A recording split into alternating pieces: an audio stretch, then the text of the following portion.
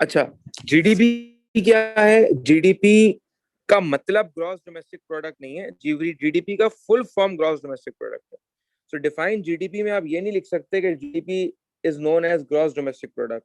हट जाएगी एग्जामिनर की अगर आपने ये लिख दिया, क्योंकि this is not what GDP means, this is what GDP stands for. What GDP means, GDP is basically the value, it is the value of the output of goods and services. Value है, किस चीज की value है? Value बोले तो worth, value है मतलब उसकी वर्थ है, उस आउटपुट की वर्थ है, ठीक है ना? Of goods and output of goods and services that is produce in an economy in year. एक साल के अंदर जो कुछ भी इकोनॉमी, जो कुछ भी, चाहे वो आउटपुट कहाँ कहाँ से वो आउटपुट आ रहा है, वो आउट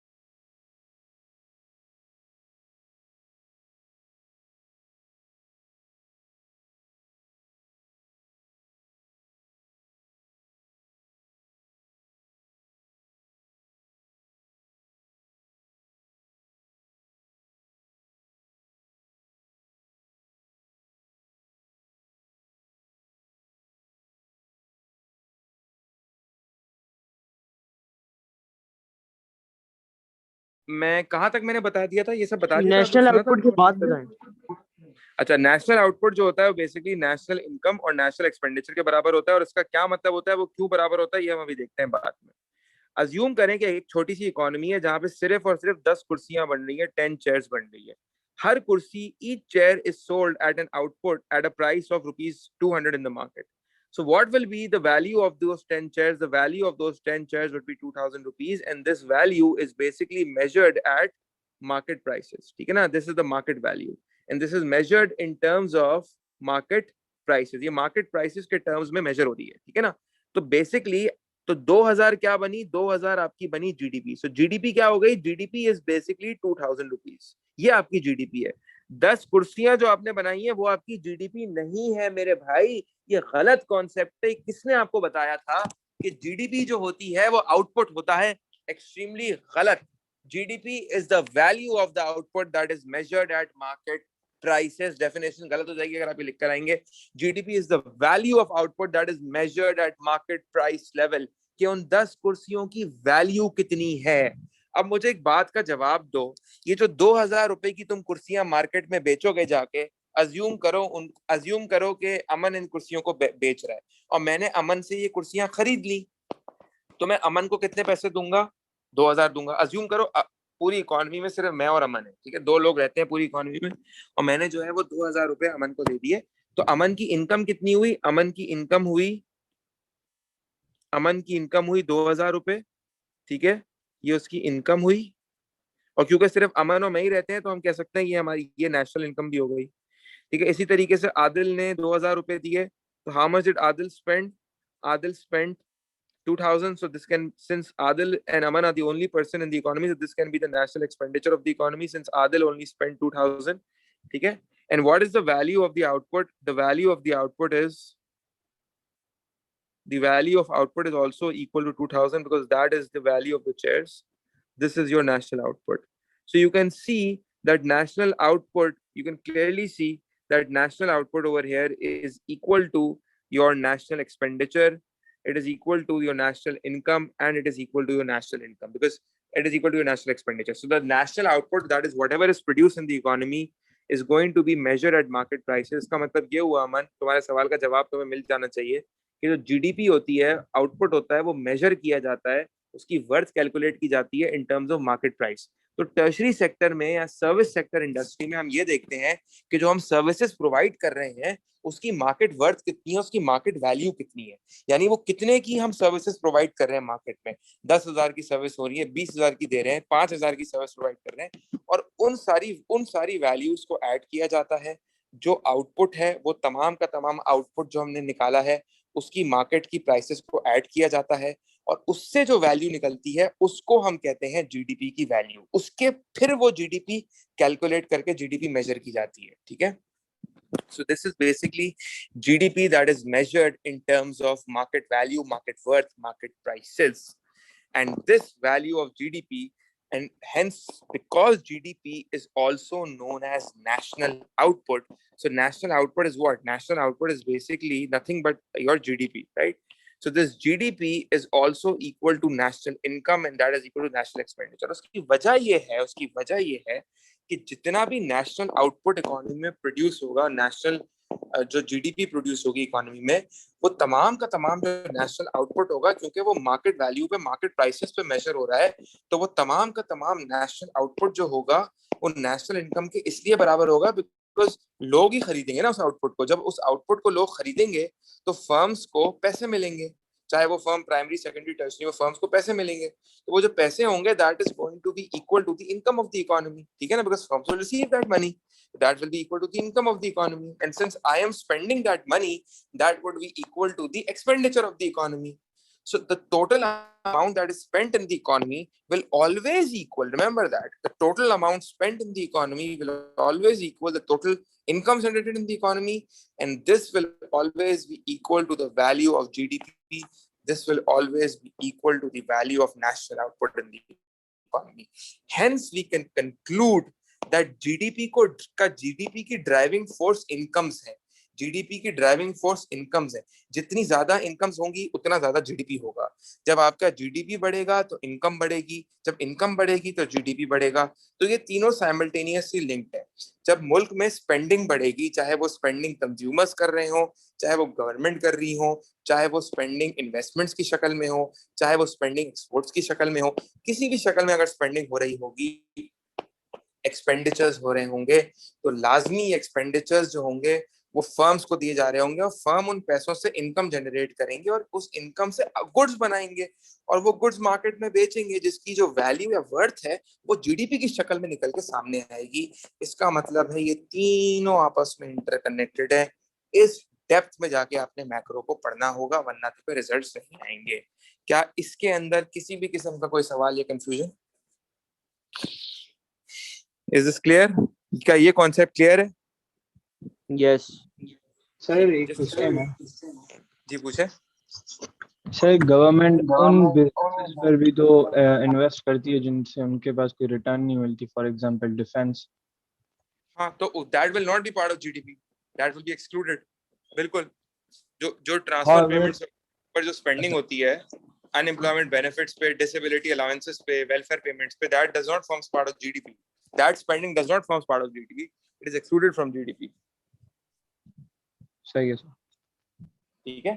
तो इनका सवाल ये था कि जी गवर्नमेंट स्पेंडिंग अगर ट्रांसफर पेमेंट्स की शक्ल में हो रही है और इकोनॉमी में अगर स्पेंडिंग और वेलफेयर पेमेंट्स पे हो रही है, तो देखिए ट्रांसफर पेमेंट्स किसके ऊपर हो रही है? अनएम्प्लॉयड लोगों के ऊपर हो रही है, ठीक है, जो वो लोग जो वॉलंटरली अनएम्प्लॉयड है मिसाल के तौर पे, या वो लोग जो डिसेबल्ड हैं, मेडिकल अलाउंसेस उनको मिल रहे हैं, या अगर बिल्कुल extremely poor people who are living below poverty line, जिनकी that are living in absolute poverty, अगर उनको गवर्नमेंट जो है वो पैसे देती है, उनको सपोर्ट करती है, तो that obviously that spending and income is not part of GDP, ठीक है। बिकॉज प्लस बात वही है कि वो खुद भी तो कुछ कोई काम नहीं करे ना, घर ही बैठे हुए ना, तो उनसे जो इनकम जनरेट हो रही है, उनसे जो जीडीपी जनरेट हो रही है, उससे जो वैल्यू जनरेट हो रही है उस या उनको, तो वो दे आर नॉट कॉन्ट्रीब्यूटिंग, वो आगे जाके उन पैसों से कोई काम नहीं करेंगे, उनका कोई कंट्रीब्यूशन जीडीपी में नहीं है, ठीक है।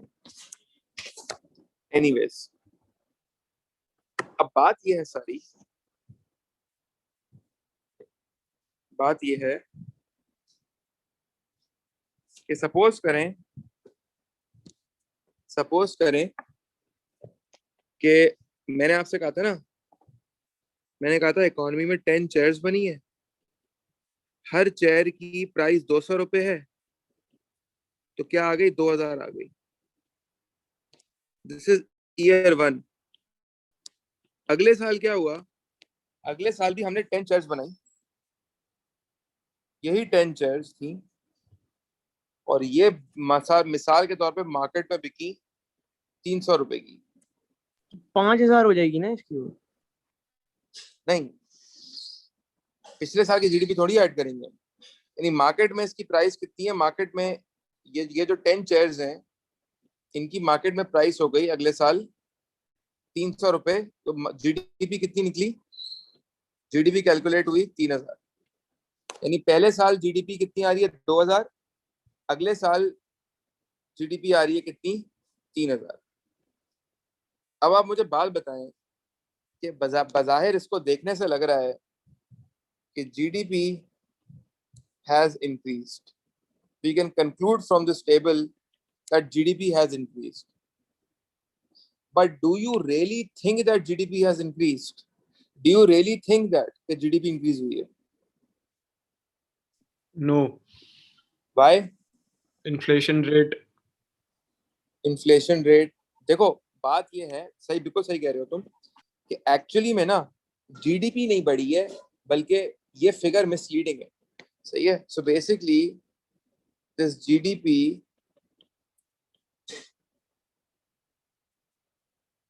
is misleading us to believe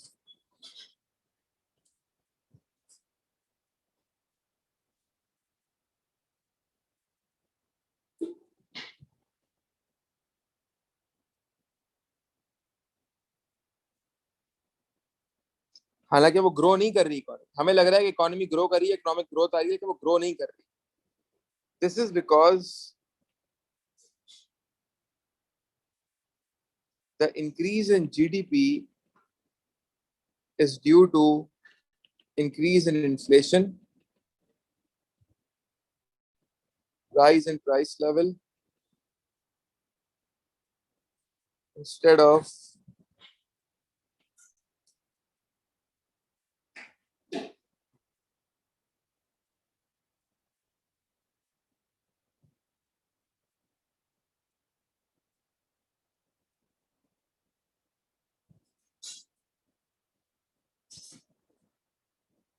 अगर ये ऐसा होता ना, ये देखो, अगर ये ऐसा होता कि ईयर 2 में हम 15 चेयर्स बनाते और हम उनको सेल करते 200 रुपए पे, तो वैल्यू कितनी आती, तब भी वैल्यू 3000 आती। तो अब मैं कह सकता था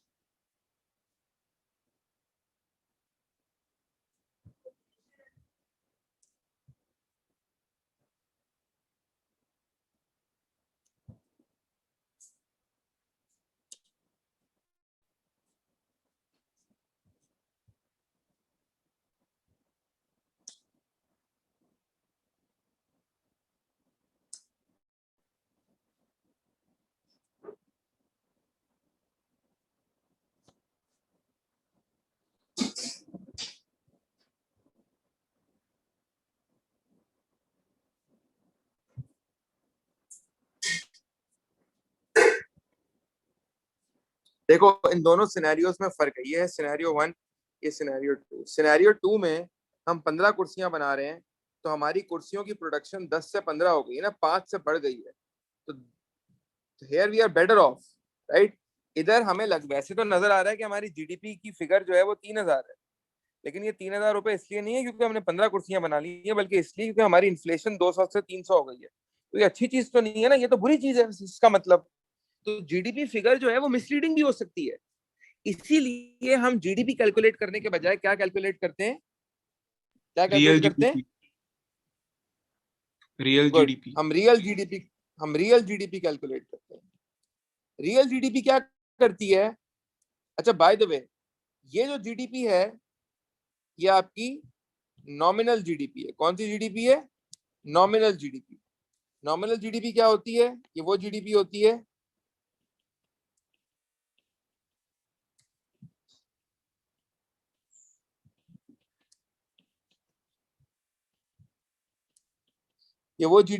that is GDP that is measured eight, जो मेजर की जा रही होती है एट मार्केट प्राइसेस। ये वो जीडीपी होती है जो मेजर की जा रही होती है at market prices. GDP measure at market prices, ठीक है।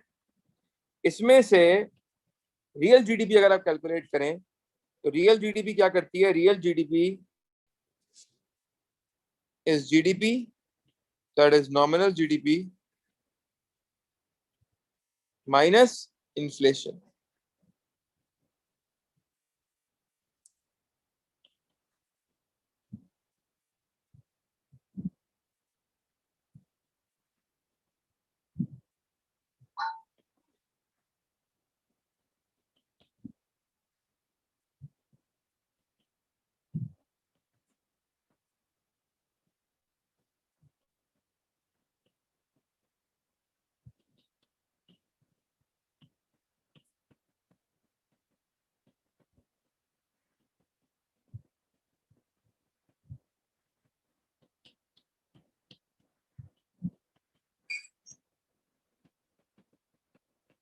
तो हम रियल जीडीपी सुन लें पहले।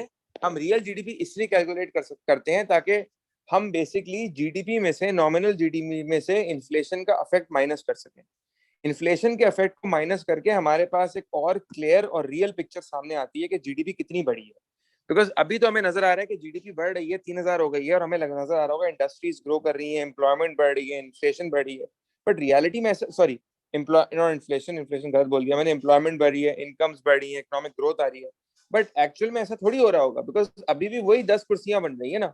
तो कोई ग्रोथ तो नहीं हो रही है बेसिकली, कोई नए लोग हायर नहीं हुए, इनकम्स नहीं बढ़ी, जितनी इनकम्स पहले थी आज भी उतनी है। So the same amount of goods are being produced as before, so nothing has grown actually, your GDP hasn't increased. However, why the GDP is being shown at a higher numerical value is just because of inflation. So in fact, it has made things worse off. And that is why we calculate GDP to come to have a clear picture that how much of the GDP, how much of the increase in GDP was due to increase in output other than increase in prices, right? And from to calculate, to come to that conclusion, what we do is that we deduct the effect of inflation from the nominal GDP and that is why we calculate real GDP. That gives us a much clear or a better picture of the standard of living in the economy. It gives us a much better picture of the output. So if we are saying if real GDP rises,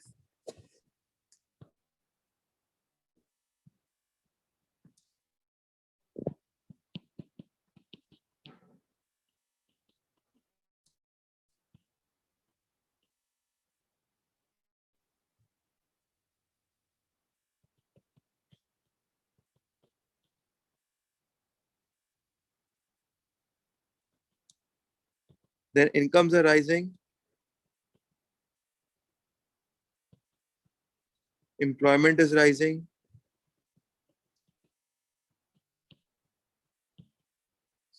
standard of living is rising. ठीक है ना? अगर real GDP आपकी increase हो रही है, अगर आपकी रियल जीडीपी इंक्रीज हो रही है, सही है, तो इसका मतलब है आउटपुट बढ़ रहा होगा डेफिनेटली। तो अगर आउटपुट बढ़ेगा तो आउटपुट किसने प्रोड्यूस किया? लेबर ने प्रोड्यूस किया है ना। तो आउटपुट बढ़ के क्या हुआ होगा? वो बिका होगा। जब बिका होगा तो फर्म्स को भी प्रॉफिट्स हुएंगे, तो फर्म्स की भी इनकम्स बढ़ी होंगी, लेबर की भी इनकम बढ़ी होगी, फर्म्स में उसको रीइन्वेस्ट किया होगा into research and development, into expansion, then it must have hired more people and this is how the economy must have grown. और जब फर्म एक्सपैंड करती है तो फर्म खाली अपने आप को एक्सपैंड नहीं करती है। मिसाल के तौर पे अगर एक स्कूल अपने आप को एक्सपैंड करे, एक और ब्रांच खोले, तो उधर जो बच्चे आएंगे तो यूनिफॉर्म वालों का भी फायदा, कैंटीन वालों का भी फायदा, स्टेशनरी वालों का भी फायदा। तो there is the growth of ancillary firms as well, right? Supporting firms भी ग्रो करते हैं, and that leads to a multiplied rise in incomes and employment, which is known as a multiplier effect, right? Make sure you mention that. And incomes are rising, employments are rising, and standard livings are rising. So that's it for today's class. I'm done for today. मैं बंद कर रहा हूँ। Aska and Ira's, आप लोग अपने respective Google classroom से upload कर दीजिएगा। I will see you on the next class. हमारी हर क्लास 4 to 5 होगी। ओके बेटा, अल्लाह हाफिज। अच्छा